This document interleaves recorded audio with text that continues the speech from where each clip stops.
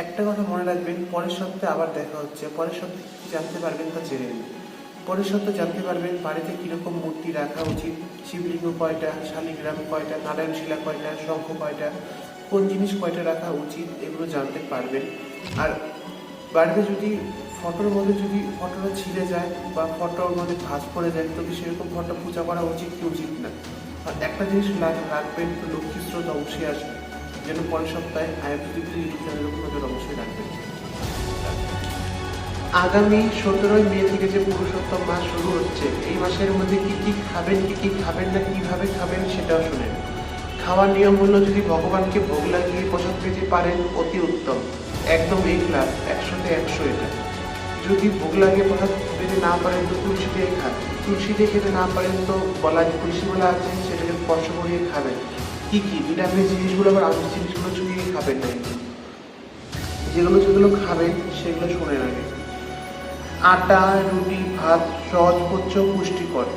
ডাল ও মুগ ডাল শক্তি প্রোটিনের উৎস, মানে সব রকমই ডালই খাওয়া যাবে। ফলমূল, সবজি, সেদ্ধ নুন, গুড়, খাঁটি গুড়, মশলা সীমিত পরিমাণে, যেটুকু দরকার সেটুকু। বড় মাছ ছাড়াও বেশি মশলা খাওয়া একবারে শরীরের পক্ষে ক্ষতিকর। বেশি মশলা ইউজ করবেন না রান্নার মধ্যে।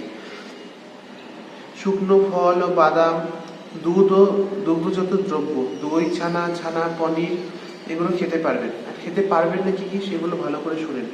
খেতে পারবেন না মাছ, গাজর, মূলা, বিট তামসিক বর্জনীয়। মাংস একবারে খাবেন না। বেগুন নিষিদ্ধ। ডিম খাবেন না। প্রসেসড খাবার মানে প্যাকেট জাতীয় খাবার, লেজ, কুরকুরি চলবে না। পেঁয়াজ রসুন চলবে না। কোল্ড ড্রিঙ্কস চলবে না। মাশরুম চলবে না। নেশা জাতীয় জিনিস তো কোনো সময়ই চলবে না। মদ, গুটকা, সিগারেট, দানে দানে মেখে সারকার দাম চলবে না। 1 মাস বন্ধ করুন, তারপর অভ্যাস বানিয়ে এটা একবারে ছেড়ে দিন। তো এইসব নিয়ম পালন করবেন তো ব্রতের পুরা ফল অবশ্যই পাবেন। ব্রতের পুরা ফল তার মানে এই না যে হাতে মধ্যে এলো একটা আপেল আসবে, এরকম না। মানে আপনার কাজে উন্নতি আসবে, আর্থিক কাজে যে বাধা আছে সেসব চলে যাবে। এইভাবে ব্রত করবেন তো পুরা ফল অবশ্যই পাবেন। সেটা দিন আছে।